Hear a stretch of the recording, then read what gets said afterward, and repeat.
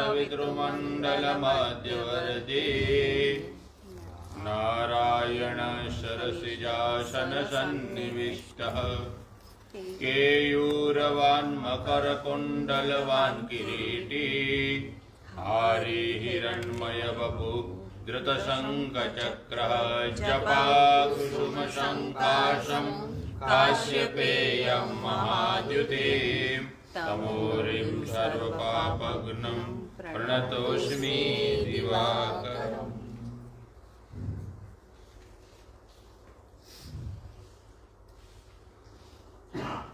पूज्य महाराज जी हर रविवार को हमारे जो प्रश्न होते हैं उसके उत्तर में हमको सत्संग सुनाते हैं। मनुष्य कौन सा भाग्यशाली है, कौन सा मनुष्य पवित्र है, कौन के मन में, किसके मन में क्या चल रहा है, उससे हटकर परमात्मा का चिंतन, शास्त्र का विचार, तीर्थ की महिमा, ग्रंथों की महिमा आदि के विचार कब प्रकट होता है, ऐसा प्रश्न भगवान वशिष्ठ के सामने श्री रामचंद्र जी ने पूछा था कि हमारा मन परमात्मा के विषय में कब चिंतन करता है, हमारे मन में जागृति कब आती है, हमारे मन में चेतन का प्रवेश कब हो सकता है। इस प्रकार के प्रश्न के रूप में जो सत्संग सुनाया है, उस सत्संग के माध्यम से हमारा जीवन भी यदि हम उन पर विचार करें तो हमारा जीवन भी प्रकाशित हो सकता है, हमारे जीवन में भी धीरता, गंभीरता आ सकती है। कई जन्मों के बाद मनुष्य के मन में विचार आता है कि मैं मनुष्य हूं, मुझे क्या करना चाहिए। लाखों साल जन्म के बाद, लाखों जन्मों के बाद आदमी इससे निवृत्त हो सकता है। इसलिए हम परम भाग्यशाली है। महाराज जी का बार बार हमको सत्संग प्राप्त होता है उस जागृति कराने के लिए कि तुम मनुष्य हो, तुम्हारा लक्ष्य ये नहीं, तुम्हारा लक्ष्य परमात्मा का चिंतन, परमात्मा का भजन है। संतों की सेवा करना तुम्हारा परम लक्ष्य माध्यम है, लक्ष्य का माध्यम है। इसलिए महाराज जी कहीं भी जाते हैं, महाराज जी का हर कदम, हर विचार परमात्मा के इर्द गिर्द ही घूमता रहता है। उनका देखना, मैं बहुत सालों से इनके साथ रहता हूं, मेरा भी परम सौभाग्य है, लेकिन फिर भी हम महाराज जी के विषय में कुछ कह नहीं सकते, क्योंकि इनका मन हमेशा आंतरिक प्रवाह के साथ जुड़ा हुआ रहता है। इनका मन हमेशा चेतन होकर चेतनता के साथ रममाण रहता है। इससे कुछ इनसे महाराज जी के जीवन से, महाराज जी की हर प्रेरणा से और महाराज जी की हर एक्शन से हम कुछ सीख सकते हैं, यदि हमारे अंदर ग्राहकता हो तो। किस समय क्या बोलना है, किस समय कैसा हंसना है, किस समय क्या खाना है, ये सब कुछ लक्ष्य मात्र परमात्मा की प्राप्ति, परमात्मा का दर्शन के अलावा कुछ नहीं है, ऐसा महाराज जी के जीवन से स्पष्ट होता है। हम इनसे कुछ सीखे, हम अपना विचारों के संग बदले, हम अपने जो क्रियाकलाप है उनको थोड़ा बदलने का प्रयास करें। हम पूर्वाग्रह को छोड़कर एक परमात्मा का अनुग्रह प्राप्त करने के लिए हमारा पुरुषार्थ, हमारा प्रयत्न होना चाहिए। 2 दिन के बाद पुनः महाराज जी का आज सत्संग होगा। हर रोज प्रतिदिन सत्संग होता ही रहता है, लेकिन किस सत्संग से हमको क्या प्राप्त हुआ, इनका हम थोड़ा नोंद रखें, कुछ विचारों में याद रखें तो बहुत कुछ प्राप्त हो सकता है। अकेले में भी हम मेले जैसा अनुभव कर सकते हैं, और मेले में भी हम अकेले हैं ऐसा अनुभव कर सकते हैं। संन्यास धर्म का मुख्य लक्षण ज्ञान प्राप्ति है। इसीलिए महाराज जी ने ज्ञान की इतनी महिमा सुनाई है, और महाराज जी ज्ञान के प्रति इतने लालायित रहते हैं। ललिता स्तोत्र, गोपी गीत, भ्रमर गीत, भीष्म स्तुति, याज्ञवल्क्य स्मृति, चुड़ाला आख्यान, इसके लिए इसीलिए कहते हैं महाराज जी इतने कितने शास्त्रों का अध्ययन हमारे सामने प्रस्तुत किया। क्यों? एक ही कारण है कि यहाँ ज्ञान की महिमा है, यहाँ और किसी की वर्ण की, कि मैं ब्राह्मण हूं, कि मैं सन्यासी हूं, कि मैं सन्यासिनी हूं, कि मैं ये हूं, किसी की भी महिमा नहीं है। वर्ण की महिमा महाराज जी नहीं बताते हैं, ज्ञान की महिमा बताते हैं। जिसको जो समझ में आता है, जिसको कुछ ग्रहण करना है, वो हमेशा सुनता रहता है। इसलिए सुनने की क्षमता, महाराज जी ने बहुत कुछ अच्छा सुनाया था, आप सबको याद ही होगा। कांचीपुरम में महाराज जी ने कोई मंत्र नहीं बोले थे, कोई महात्मा महामंडलेश्वर, यहां तक कि शंकराचार्य महाराज ने आगे का मंत्र नहीं सुनाया था। हमारा जो वहां विषय रखा था उसके आगे का और पीछे का दोनों संपुट करके मंत्र सुनाया था महाराज जी ने। सुनवंतु देवा, सुनो सुनो सुनो। क्यों ऐसा कहा हो? 2 दिन से मेरे मन में विचार चल रहे थे कि महाराज जी सुनने की इतनी महिमा क्यों कहते हैं। भरत सुन, ये सुनो, ये सुनो, ये सुनो, बार बार क्यों कहते होंगे? सुनने का अर्थ, जिसकी सुनने की क्षमता बढ़ गई वो गोकर्ण हो गया, अपने पिताजी को भी उपदेश दे सकता है। इसलिए नाम ही गोकर्ण लिखा। जो सुन नहीं सकता है और सुनने के लिए बैठा फिर भी नहीं सुन सकता है, वो अभागा मनुष्य कहीं का भी नहीं हो सकता। इसलिए हम सुनने की क्षमता रखते हैं। मुझे आनंद होता है, मैं आपको बताऊं, मुझे मन खुश है कि रामवाणी साहब इतनी उम्र है, इतने अशक्त है शरीर, लेकिन अपने परिवार में, अपने बच्चों में इतने अच्छे संस्कार देते हैं। फूल देंगे, यथा कि दक्षिणा देंगे, महाराज जी के चरण छुओ, वो आए उनके चरण छुओ। कितने अपने परिवार को संसार के से हटकर परमात्मा से जोड़ने का प्रयास कर रहे हैं। धन्यवाद है, मैं उनको देखकर मुझे खुशी होती है। रामवाणी साहब को जब भी देखता हूं, परिवार में संस्कार डालने की बहुत जन्मों के बाद संस्कार आता है। संस्कार लाना बहुत मुश्किल है। हम कहते हैं हम सत्संगी है, ये है, ठाक हम सत्संगी है। अपने परिवार वाले लाए, मित्र यार को लाए तो ठीक है, ये कितने अच्छा परिवार है। मुझे इससे कोई विशेष रूप से गिफ्ट नहीं मिलती, लेकिन मन में भाव आया इसलिए आपके सामने प्रस्तुत किया। बहुत अच्छा है रामवाणी साहब का परिवार। काफी का परिवार अच्छा होगा, लेकिन मुझे अच्छा लगता है। चलिए, आज महाराज जी के प्रश्नोत्तरी के रूप में हम कुछ सत्संग सुनेंगे, और सत्संग उसीलिए सुने कि हम उसमें से कुछ ग्रहण करें और अपने जीवन में परिवर्तन लाने का प्रयास करें, जागृति लाने का प्रयास करें, तभी कुछ हमारा कल्याण हो सकता है। बहुत सारे प्रश्न हैं, प्रश्नों कई कई लोगों से होता है, तो प्रश्नों के रूप में महाराज जी का सत्संग हम सुनेंगे।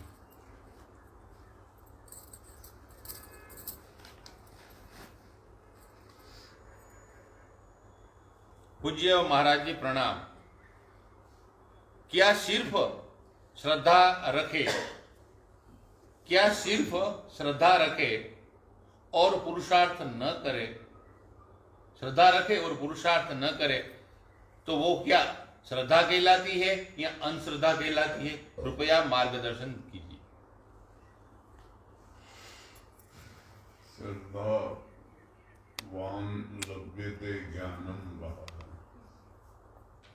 जो श्रद्धावान है वो ज्ञान की उपलब्धि करता है, प्राप्त करता है, और ज्ञान की उपलब्धि के साधन हैं उनमें ये सुनना, सत्संग आदि, ये भी एक साधन है बड़ा। अगर जैन मत में जाओगे कभी, वहाँ 2 प्रकार के लोग होते हैं।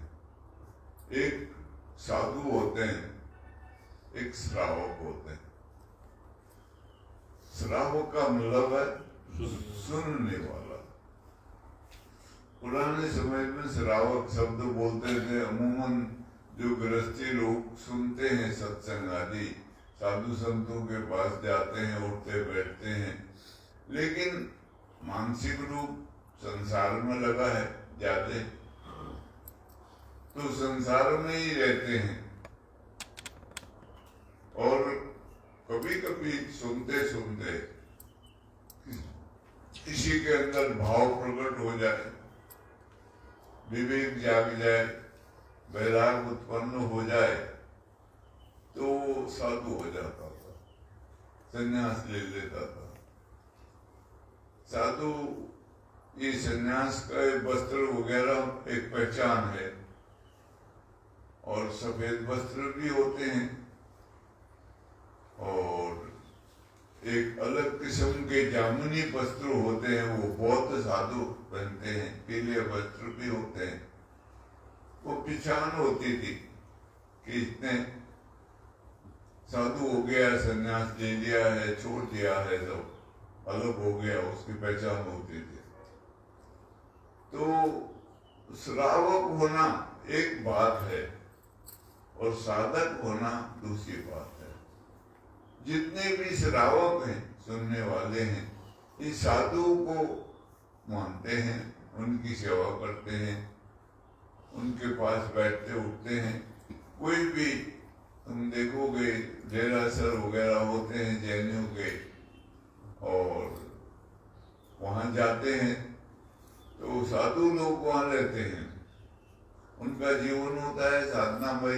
अब वो मार्ग है उनका, जो वो तप का मार्ग है ज्यादा। जो महावीर भगवान थे वो तपस्वी थे बहुत बड़े। अलग अलग भाव होता है सबका, तो वो इसलिए तप का जैसा मार्ग है, नहाता धोना नहीं होता है, और ये मशीनरी की चीजें इस्तेमाल नहीं करते हैं, और वहां रहते हैं डेरासरों में, और भिक्षा करके भोजन करते हैं, माधोकरी करके। उनके शिष्य होते हैं जो वो ले जाते हैं माधोकरी करके, और वो गुरु को जो खिलाते हैं, कुछ भी खाते हैं। पैदल पैदल यात्रा करते हैं, पैर में कोई जूते चप्पल नहीं पहनते हैं, कपड़ा आदि बांध देते हैं, ऐसे ऐसे कुछ करते हैं। वो सब साधु के अंतर्गत आता है। साधु का मतलब है जो साधना करता है, वो साधु कहलाता है। अपने को ढालता है। कभी जाओगे राधा स्वामियों के, जो बड़े बड़े ये स्वामी नारायण वालों के जो बड़े बड़े स्थान है, वहां बाहर एक वो लगाते हैं स्टेचू, एक मूर्ति जैसे बनाते हैं। उसमें एक आदमी के हाथ में हथौड़ा होता है और छेनी होता है। वो आधा नीचे पत्थर का होता है, ऊपर को आदमी जैसा होता है, और वो हथौड़ा छेनी प्रतीक है। वो अपने को गढ़ रहा है, गढ़ना होता है अपने को। क्योंकि हम बेशक सूरत शकल से मनुष्य हो गए हैं, लेकिन हमारे अंदर जो भाव है वो पाशविकता का है, पशुता का है। इसलिए जो धंधा पशु करता है वही हम करते हैं। वो भी उसको खाना।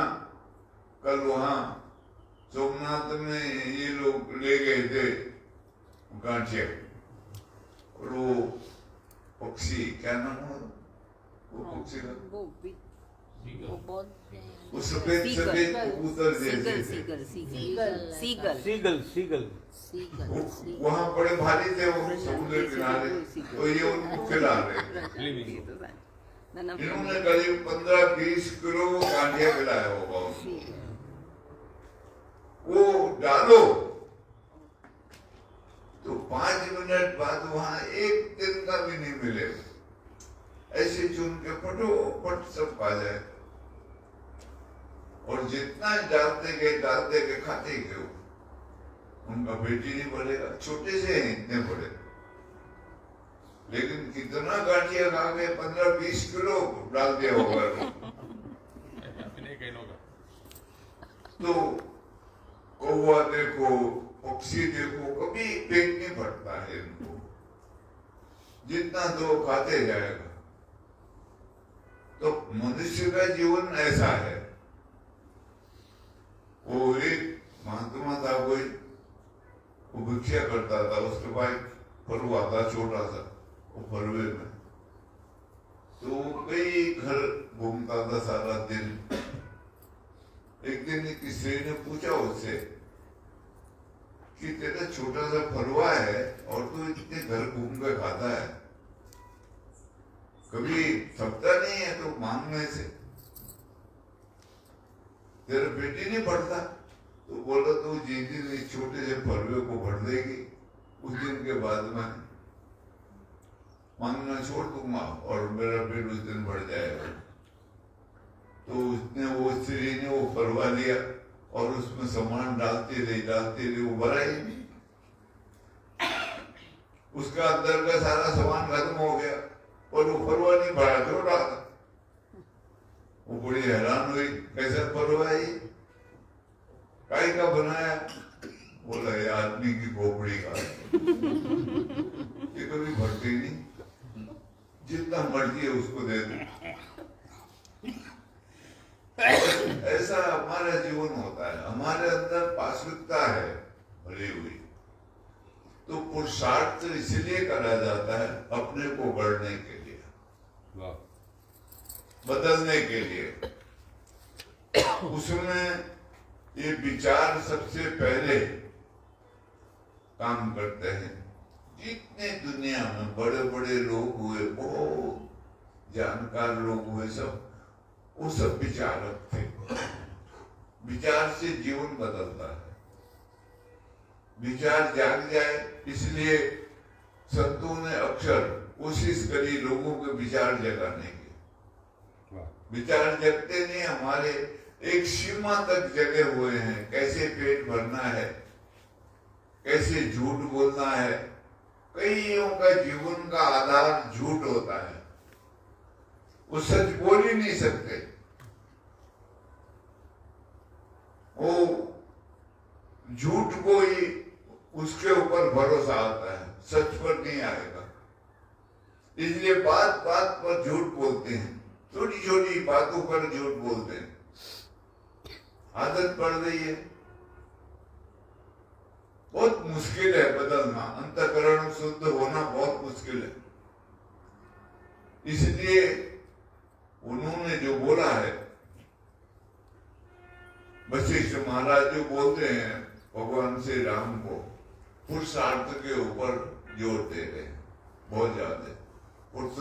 पुरुषार्थ से जीवन परिवर्तित होगा, क्योंकि सोच पैदा होगी।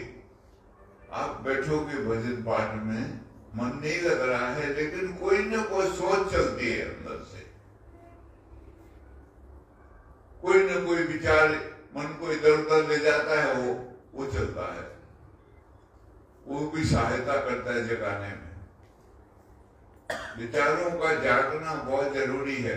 विचार जग जाए, फिर उसको एक लक्ष्य बांध करके वहां तक पहुंचाना है। उसी से जीवन परिवर्तित होता है, बदलता है और जीवन में गहराई उत्पन्न होती है।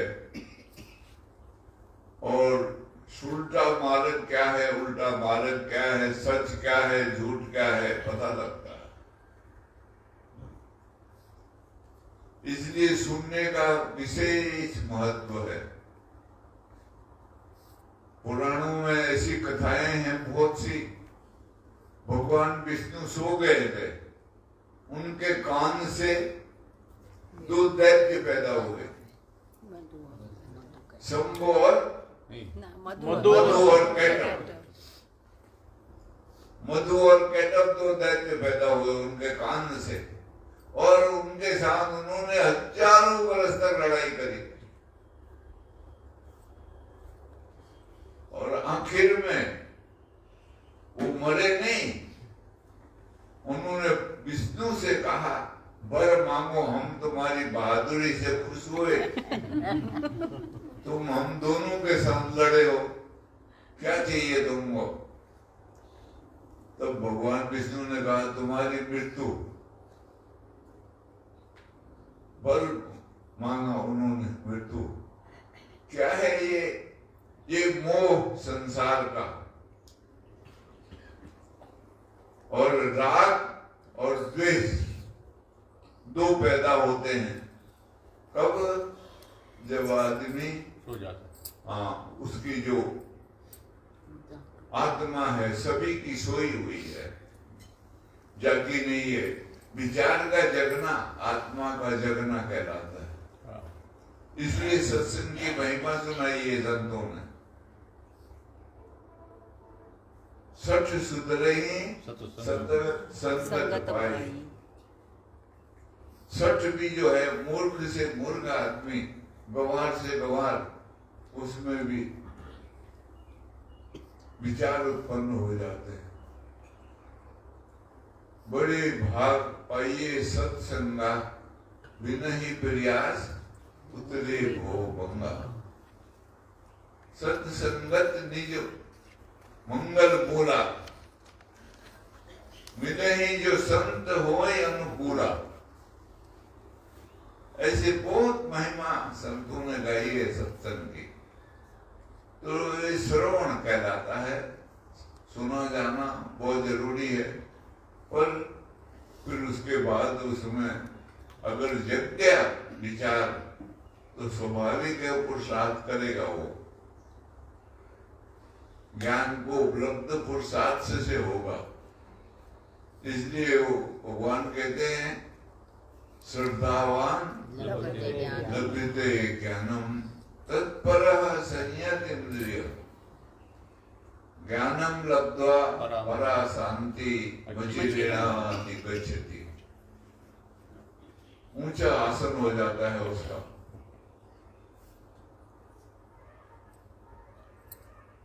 तो इसलिए दोनों में थोड़ा सा भेद तो है। जो बहुत से ऐसे भी महापुरुष हुए हैं, अब जैसे महर्षि रमन है, ये सिर्फ पुरुषार्थ में लगे रहे। सुना कुछ नहीं उन्होंने। वो कुछ बैराग उत्पन्न हुआ, पिछला कुछ संस्कार होगा। वो खाली मदुराई मंदिर में अंदर घूमने से ही, वो मूर्तियों के दर्शन करने से ही उनके अंदर ऐसा ख्याल उत्पन्न हो गया। तो घर छोड़ के भाग आए। सातवें में पढ़ते थे और वहां अरुणाचल आकर के वहां साधन रद्द हो गए। और ऐसे साधन रद्द हुए कि कोई नहीं हो सकता है। वो गुफा में बैठे लोग पत्थर मारे, उनको होश नहीं। बच्चे जाए उनको पत्थर मारे और उनको चिढ़ाए, लेकिन उनको पता नहीं। बदन में जख्म हो गए पत्थर मारने से लोगों के। वो फिर कोई आदमी ने देखा उनको वहां, वो उनको निकाल के ले गया, उसने इलाज कराया उनका। लेकिन वो उसके घर नहीं रहे, वापिस आ गए। तो अब वो उनसे जब पूछा तो उन्होंने कहा मेरे कई जन्म ऐसे गए हैं सुनने में, सब शास्त्र सुनता रहा हूं, लेकिन इस जन्म में मैं सिर्फ भजन करने आया। आज उसमें उनका जीवन का वो दिया हुआ था सुबेरे। वो रवि पूर्ति में आता है कभी कभी किसी संत भगवान। तो ऐसे भी हुए। पुरुषार्थ से बड़ी बात है। पुरुषार्थ से सब मिलता है। लोग संसार में जो कर्मठ लोग हैं उनको पुरुषार्थी कहते हैं। ये श्रम है, मेहनत है, वो उससे भी मिलता है सब। लेकिन पुरुषार्थ का मतलब होता है अपने मन को भगवान से जोड़ना। उसके लिए जो प्रयास किया जाता है वो पुरुषार्थ कहलाता है। परमात्मा का ज्ञान प्राप्त हो, जानकारी मिले, वो ही सत्य है। उस सत्य का ज्ञान प्राप्त हो, जानकारी मिले, साधन मिले, उसके साथ हम प्रयास करें। वो जो हम प्रयास करते हैं जुड़ने का, एक होने का, वो पुरुषार्थ कहलाता है। इसलिए दोनों का अपना अपना महत्व है। तो जो श्रवण है, इसके बाद पुरुषार्थ प्रकट होना चाहिए। खाली श्रवण मात्र से सब कुछ हो जाएगा ऐसा नहीं है। श्रवण एक हमारा यहाँ बहुत प्रसिद्ध भगत हुआ है, उसको श्रवण कुमार कहते हैं। वो श्रवण कुमार था, मनन कुमार नहीं बन पाया। इसलिए वो अंधे माँ बाप को तीर्थ यात्रा करने ले जाता है। अब अंधे माँ बाप क्या देखेंगे तीर्थ में? ऐसा दिया है कहानी में। बहुत अच्छा है, वो समझदार होना चाहिए। इसलिए उसकी यात्रा भी अधूरी रही और बड़ा भारी खटराक पैदा करा दिया उसने। दशरथ को साथ दे दिया और सारा वो परिवार में अंततः तो परिणाम अच्छा आया राम का, लेकिन वो अपनी तरफ से वो कामयाब नहीं हुआ। उसको खाली सुनने का काम था, उसका सुना ही सुना उसने, उसको चिंतन मनन नहीं कर पाया वो। इसलिए नाम ही उसका रख दिया श्रवण कुमार। वो बड़ा सेवक माना गया है उसको भी। माँ बाप की सेवा करने वाला उसको कंधे पे तीर्थ यात्रा करने ले जाता है। लेकिन जरा विचार करने की बात है, माँ बाप दोनों अंधे दिखाएंगे।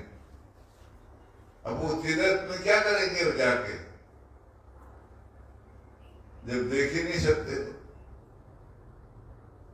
उनको घर में भजन पाठ करना समझाया जाता, सिखाया जाता, तो वो घर ही उनके लिए तीर्थ हो जाता। जहाँ भगवान का भजन किया जाता है, भगवान को याद किया जाता है, वो जगह तीर्थ हो जाती है। वीरपुर में क्या था, कहीं नहीं गए, वहीं पर सेवा करते थे। आज वहां तीर्थ बन गया वो। तो ऐसे ही तीर्थ बन जाते हैं।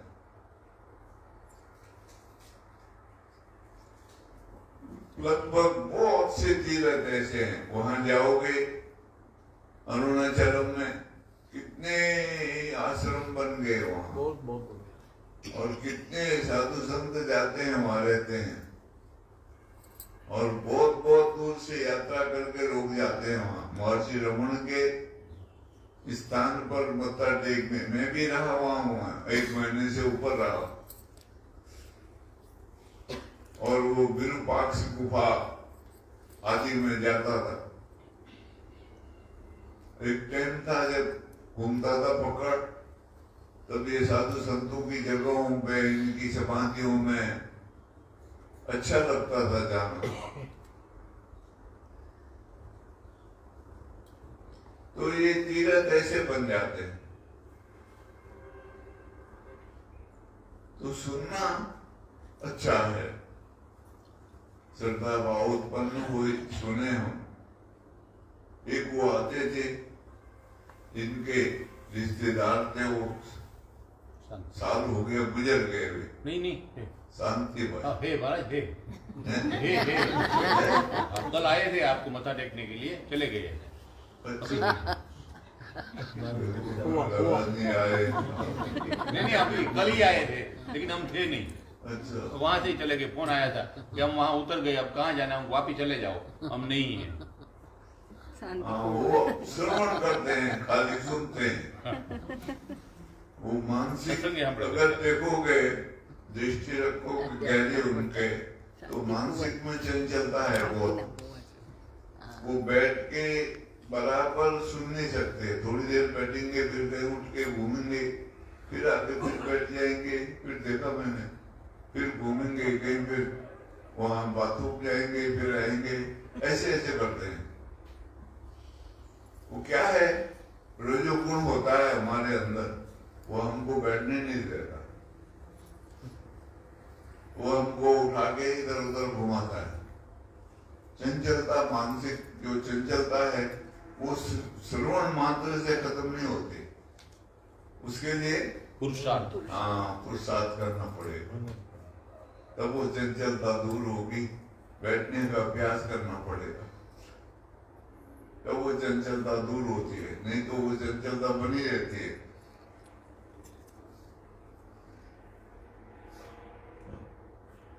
रजो गुण जल्दी समाप्त नहीं होता है, ऐसा है। इसलिए दोनों का संबंध है।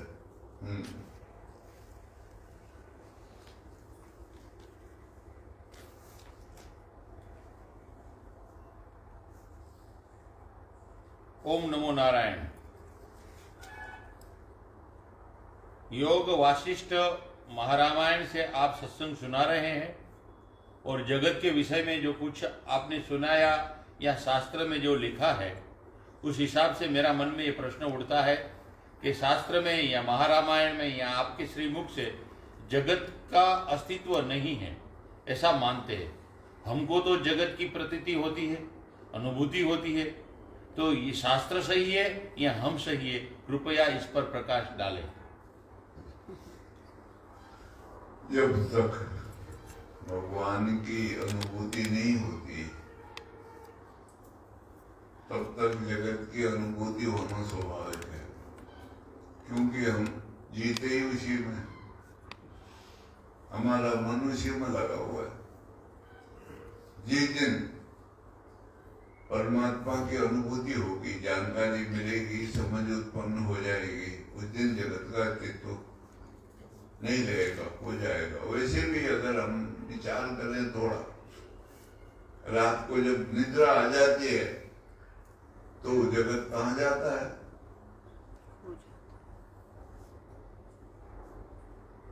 शून्य हो जाता है, नहीं होता है। और विचार करें, जन्म लेने से पहले कब था जगत, या मृत्यु के बाद कब रहेगा जगत? जगत कभी नहीं कहता है हमसे मैं जगत हूं। हम कहते हैं ये मेरा है, ये मेरा है, ये मेरा है, ये मेरा है, ये जगत है और जगत कुछ नहीं है।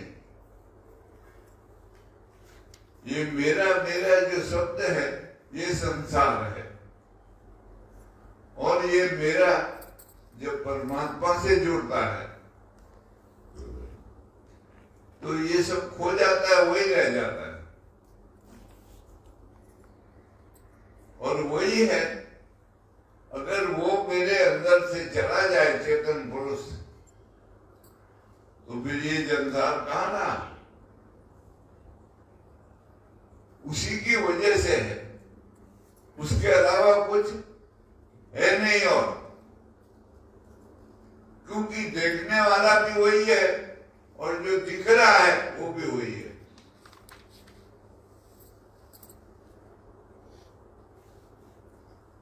और देखने वाला नहीं है तो संसार भी नहीं है, ये जगत भी नहीं है। देखने वाले के अस्तित्व के साथ ये संसार जुड़ा हुआ है, ये जगत। देखने वाला जब खो जाता है तो संसार भी खो जाता है। और कभी ख्याल करोगे, जब कभी जा रहे हैं, कोई ख्याल में डूबे हैं या किसी से बातचीत कर रहे, रास्ते में कोई मिला आदमी, उसने राम राम जय राम जी की करी, हाथ उठाया, तो हमको दिखाई नहीं देगा, पता भी नहीं लगेगा। वो सोचेगा कैसा यार आदमी है ये, मैंने राम राम करी, जवाब भी नहीं दिया, लेकिन मेरे को मालूम नहीं, मैं ख्याल में खोया हुआ हूं। तो वो आदमी गुजर गया, मैंने नहीं देखा, क्योंकि मेरा ख्याल कहीं और है। हाँ, मेरा भी जो ध्यान है वो कहीं और है। ठीक इसी प्रकार जब ध्यान परमात्मा से लगता है, ईश्वर में जुड़ता है, उससे एक होता है, तब संसार सारा खो जाता है। वो नहीं दिखाई देता, कुछ नहीं दिखाई देता, वही दिखाई देता है सिर्फ। उसी से जुड़ के उससे वो एकाकार हो जाता है। और संसार का तो कोई मतलब नहीं है, किसी को मिला ही नहीं आज तक। अगर मिला है तो बताओ किसको मिला है। ये एक भ्रम है, थोड़ी देर हम यहाँ रहते हैं क्योंकि हम अपने को शरीर मानते हैं, इसलिए संसार में रहते हैं। शरीर का पोषण होता है इससे, हमारा नहीं। मेरा पोषण नहीं होता है, मेरे शरीर का पोषण होता है।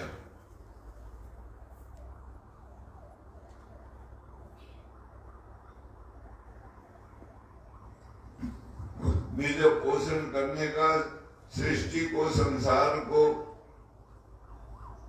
कोई अधिकारी नहीं है, सामर्थ्य ही नहीं है उसकी।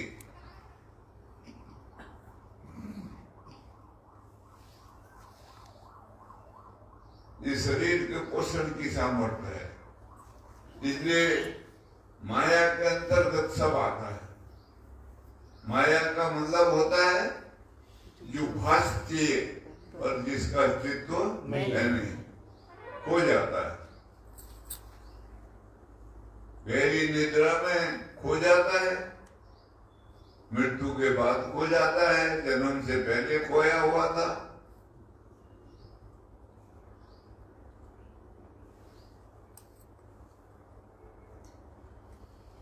ऐसा है, धीमे धीमे धीमे आदमी जब 2, 4, 5 साल का होता है तो ये शुरू होता है संसार का जो देखना है, समझना है। हमको सिखाते हैं हमारे भाई बहन कुटुंब परिवार वाले,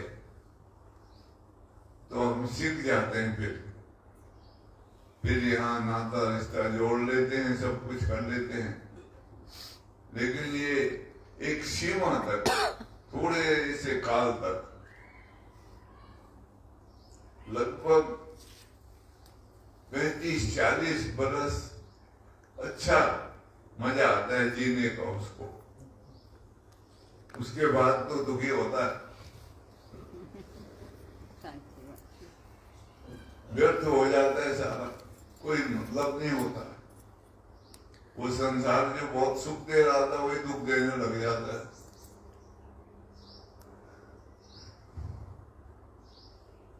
इसलिए जब जागृति आती है जीवन में, जागता है आदमी, तभी ये संसार नहीं रहता है, खो जाता है। अभी महसूस होता है क्योंकि हमारे में जागृति नहीं आई हुई है। हमको इसलिए उन महापुरुषों की आदर्श मानना चाहिए, उनकी सीख अपनानी चाहिए जो जागे हुए थे और जिन्होंने संसार को देखा था, समझा था, और जिन्होंने फिर इसको देख के समझ के त्याग किया। उनकी बातें सुन के ऐसा लगेगा। इसलिए वशिष्ठ महाराज की बातें जो राम को समझा रहे हैं वो बड़ी कीमती है।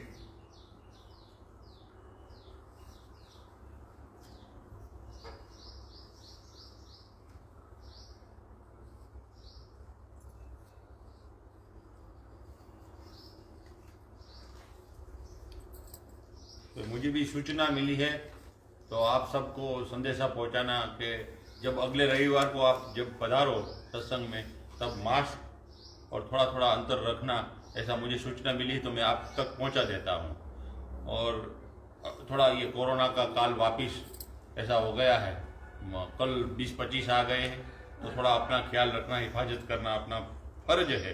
तो थोड़ा सोशल डिस्टेंस और मास्क और ये जो करना होता है वो ठीक से करे, ऐसा लगता है मुझे भी।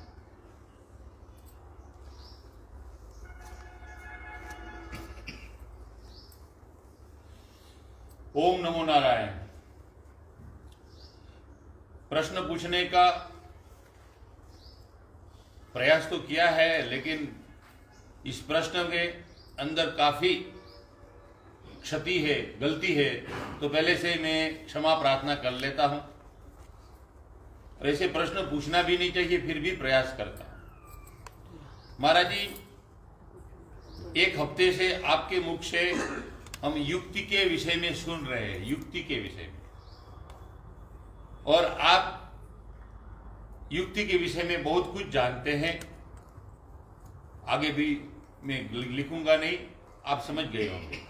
तो मेरा प्रश्न यह है कि युक्ति से युक्त होने के लिए अपने अनुभव हमको सुनाने की कृपा करें।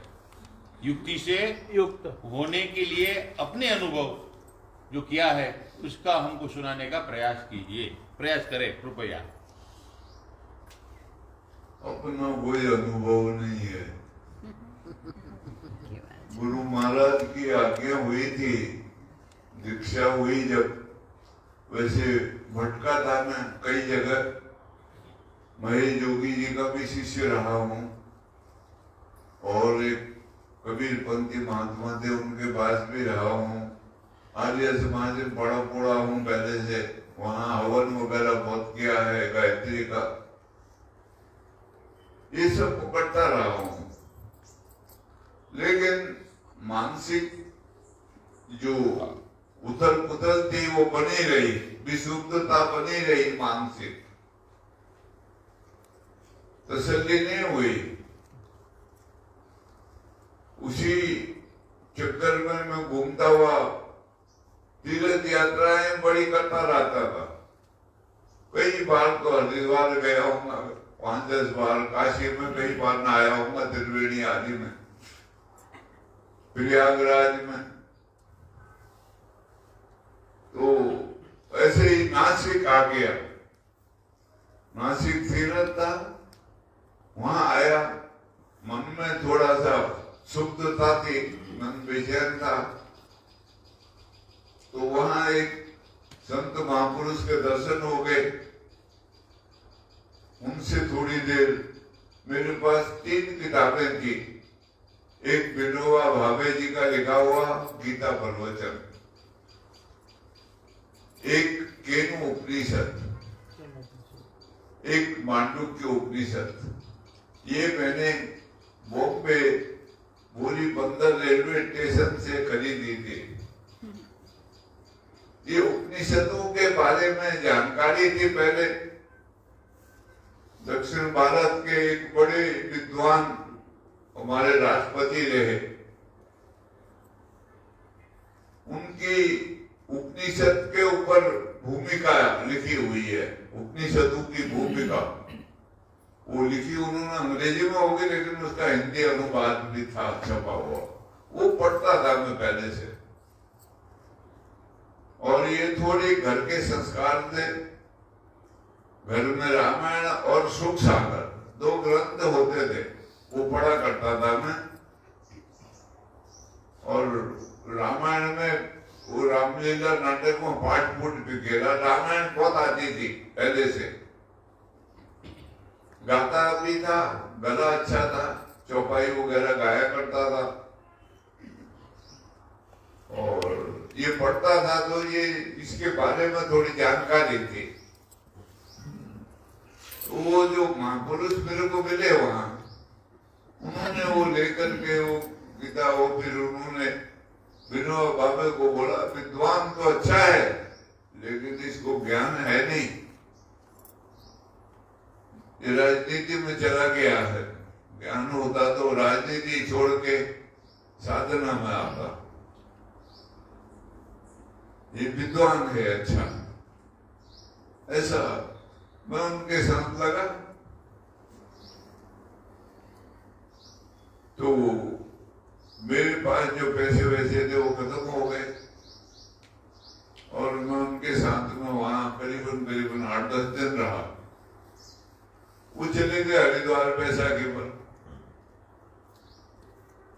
तो मैंने उनसे बोला, उनके साथ एक उनका सेवक था, तो उसने मेरे को मैं उस टाइम सिगरेट पीता था, वो भी चोरी से पीता था। वो कभी कभी मेरे से मांग लेता था, बाबूजी सिगरेट लाओ। तो उसने मेरे से बोला, हरिद्वार चले आओ, वहां दीक्षा देंगे महाराज।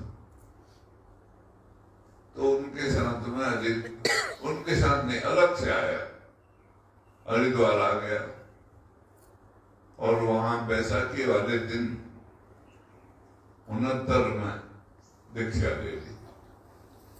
दीक्षा ले ली तो संन्यास भी ले लिया दूसरे दिन ही। पहले दिन दीक्षा ली, दूसरे दिन संन्यास ले लिया।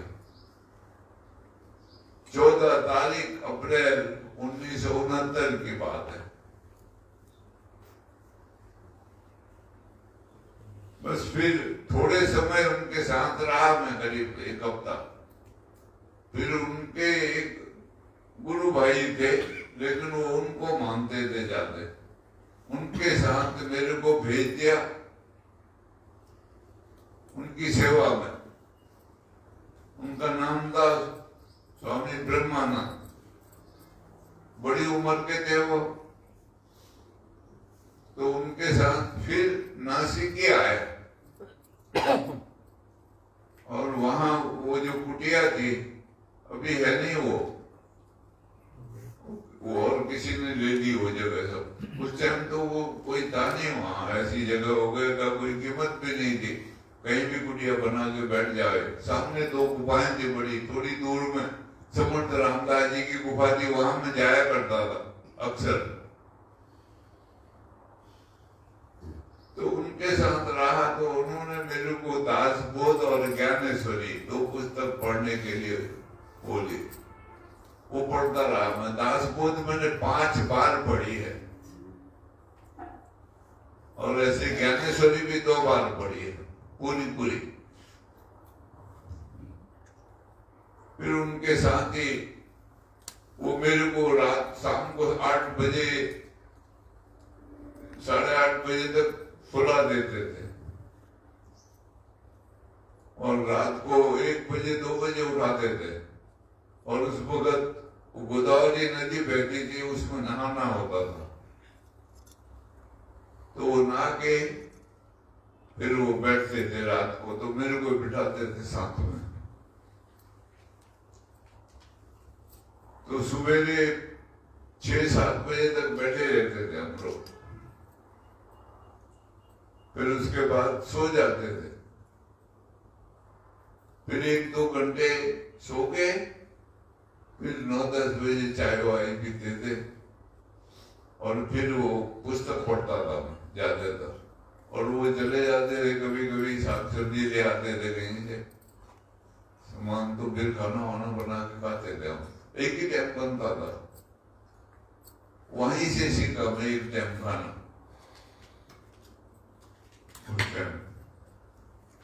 तो ऐसा चला। फिर बाद में उनका साथ छूटा तो पकड़ घूमता रहा, लेकिन साधना के प्रति मानसिक लगाव रहा और ये पता था कि सब कुछ जानकारी मिलेगी इसी से। नाम की महिमा धीमे धीमे समझ में आई तो उसके साथ संबंध जोड़ने का प्रयास करता रहा। फिर अकेले भी 6 महीने कहीं रहता था पहाड़ों में। उत्तर काशी रहा हूं, गंगोत्री भी रहा था पर थोड़े दिन रहा। उत्तर काशी रहा, कुल्लू रहा जाते, शिमला में भी रहा एक जोगी नाम की जगह पर।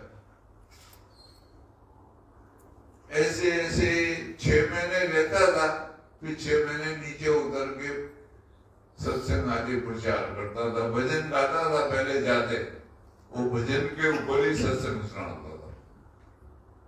ऐसा चलता रहा। लेकिन कोई दिन ऐसा नहीं किया जब मैं साधन छूट गया हो। ऐसा जितना बन पाया उतना किया। और कभी कभी तो दिन को भी रात को भी, सुबह की शाम की लगा रहता था। साधन के प्रति लगाव रहा, जिसको पुरुषार्थ कहते हैं, उसके प्रति लगाव रहा। वो अभी भी ऐसे बना हुआ है, लेकिन अब वो घट गया है। शरीर थोड़ा सख्त हो गया, इसलिए थोड़ा कम हो गया, लेकिन है बना हुआ। और ये भी मालूम है पक्का कि सब कुछ यही दिलाएगा और इसी ने दिया है।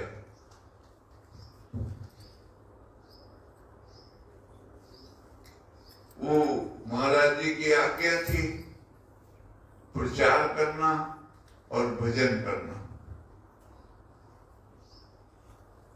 तो वो आज्ञा शिरोधारी करी, वो चल रही अभी तक। जितना बन पाया उसका हो गया, लेकिन अपेक्षा नहीं रखी किसी से, कोई कभी नहीं। कोई आए दीक्षा मांगे, भजन करूंगा ऐसा कहे, जरूर तुम दूंगा। वो करे न करे, चले न चले, ये उसके ऊपर है। अपने को उससे कोई फर्क नहीं पड़ता है। चलेगा उसके लिए काम आएगा। मैं संन्यास लिया अपने लिए, साधु बना अपने लिए, भजन पाठ जो भी करता हूं अपने लिए, किसी के लिए नहीं। मेरे काम आता है और मेरे को बहुत उससे आनंद और सुख मिलता है। सबसे बड़ी बात क्या है? मानसिक धैर्यता आती है। कोई अभाव नहीं किसी प्रकार का, सारे अभाव दूर हुए, एक तृप्ति का अनुभव हुआ। वो जो मानसिक विशुद्धता थी वो समाप्त हो गई।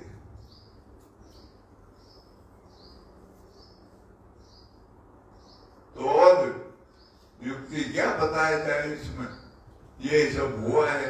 अब वो जो मेरा पर्सनल जानकारी है वो तो किसी के साथ साझा की नहीं जा सकती, बोला भी नहीं जा सकता। ऐसा रहा। हो गया? हाँ जी। तो यही है सबको, युक्ति का खेल है वैसे तो सारा। बिना युक्ति के न भक्ति है, बिना युक्ति के न मुक्ति है। युक्ति जाननी पड़ेगी और युक्ति अपने से ही प्रकट होगी। हम उसके ऊपर चिंतन मनन करें तो उसकी जानकारी मिलेगी, समझ आएगी और वही काम आएगा। बाहर से बताया हुआ, सुना हुआ, पढ़ा हुआ, लिखा हुआ वो काम नहीं आएगा। हमारी जानकारी हमारे काम आएगी। उसी से जीवन परिवर्तित होगा, उसी से संशय भ्रम दूर होंगे, उसी के द्वारा एक अभाव की जो अवस्था है वो खत्म होगी।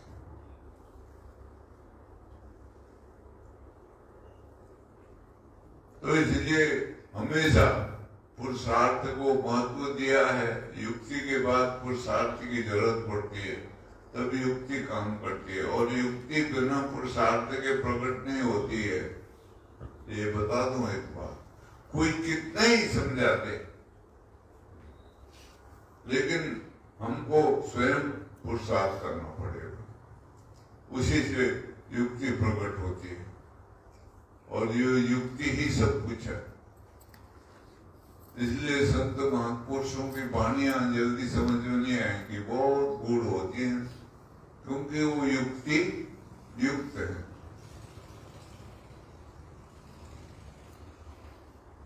लेकिन अभ्यास करने से सरल हो जाती है। सारा रहस्य प्रकट होता है तो आदमी को आश्चर्य भी होता है। इसलिए भगवान कहते हैं आश्चर्यवत। कोई आश्चर्य से बोलता है, कोई सुनता है, कोई इसको आश्चर्य होता है। ऐसा है।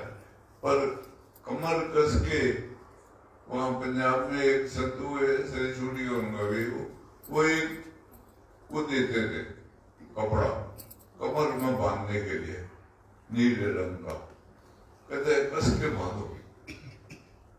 तो उनका एक शिष्य में जो बोलता है क्यों देते होंगे कपड़ा? मैंने कहा हाँ, तो कहते कमर कस के लग जाओ इस मार्ग को। चलो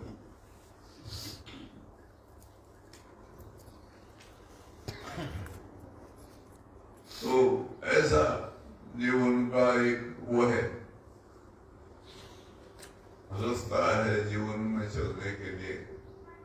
कुछ में अभ्यास करेंगे जितना उसे फल मिलेगा, सब हमारे मेहनत के ऊपर ही है सारा। सोमनाथ के बारे में बोल दो। हाँ, सोमनाथ में भागवत रखाई है। 9 तारीख से 10 महाराज जी 10 साल 10 से है, लेकिन 9 से शुरू हो जाएगा वैसे। हाँ। ना जाना, वो बुक कराइए जगह। शारदा पीठ जो है सोमनाथ के सामने, वहां पर 16 तारीख तक, फरवरी 10 से 16 तक, नरेंद्र भाई पांड्या व्यासपीठ पर बैठेंगे, वो सुनाएंगे भागवत। जिसको भी जाना हो, वहाँ रहने खाने की व्यवस्था सब जगह की तरह होगी, बढ़िया सब करी हुई है। वो जाके कल गया था और वो जगह पहले ही देखी और पसंद आ गई, तो तय करके आ गए। वैसे और भी देखी थी जगह तो, लेकिन वो पसंद नहीं आई। ये शारदा पीठ की जगह पसंद आई। वो जो मैनेजर था उसका, वो अच्छा आदमी था, सज्जन आदमी, और वो जो कार्यकर्ता थे वो भी अच्छे थे। मैं पहले भी जब पहली बार आया था यहाँ गुजरात में, तो वहीं ठहरा था मैं। उस टाइम वो कुछ नहीं था बना हुआ, खाली उनका मठ था। वो मठ में झगड़ा करके ठहरा था मैं। वो एक बामन देव ब्रह्मचारी करके इंचार्ज था वहां पर, तो नागर बताता था अपने को, और वो कहता था नागर सबसे ऊंचे होते हैं, साधु महात्माओं से भी ऊंचे होते हैं नागर, ऐसा बोलता था। तो वो उससे फिर पहले ना बोला था उसने मेरे को। मैं थका हुआ था, गिरनार चढ़ के आया था, पैरों में दर्द हो रहा था। मैंने कहा कहीं एक हफ्ता ठहरूंगा तो ठीक हो जाएगा। तो ये जगह पसंद आई थी। अभी बन रहा था मंदिर, ये कुछ नहीं था, आंगन वांगन, 40 साल पहले की बात है। वो बन रहा था मंदिर, तो सवेरे वहां रेत पर नीचे चिड़िया थी बनी हुई, उसको डाल के जाता था मैं। वहां तौलिया बिछा के बैठता था, और 7 बजे आरती होती थी तो ऊपर आके आरती में शामिल होता था। फिर वापिस 7:30 बजे वहां चाय वाय पीता था उनके पास जाके। वो एक टाइम ही भोजन करता था। वो उनसे, वो जो ब्रह्मानंद जी थे मेरे पूजनी, उनसे ही सीखा था मैं। एक टाइम भोजन करना, दोपहर को ही कर लेते थे बस। तो वहां उस टाइम रहा था, तो अभी फिर वहां गया तो याद आई मेरे को। तो अब तो बन गया वो बड़ा, बहुत बड़ा बना दिया, कमरे कुमरे हो गए सारे। उस टाइम तो कुछ नहीं थे कमरे भी, ऐसे ही था एक छप्पर नुमा।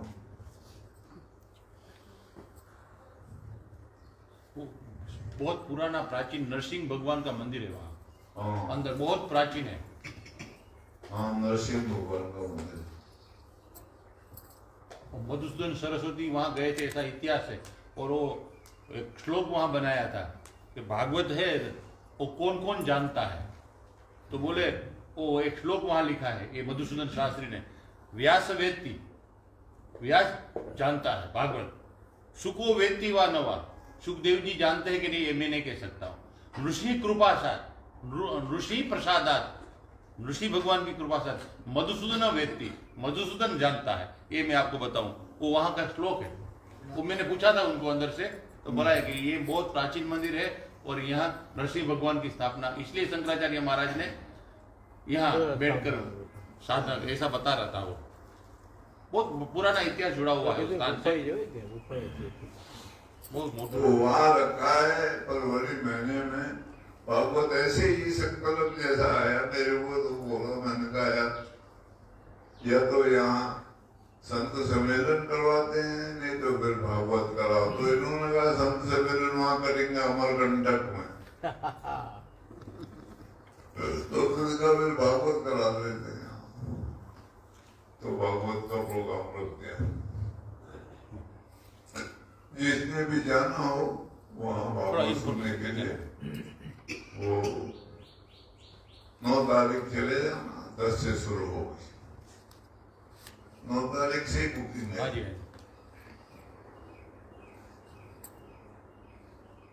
बसंत पंचमी के बाद। बोलो सच्चिदानंद भगवान की जय। श्री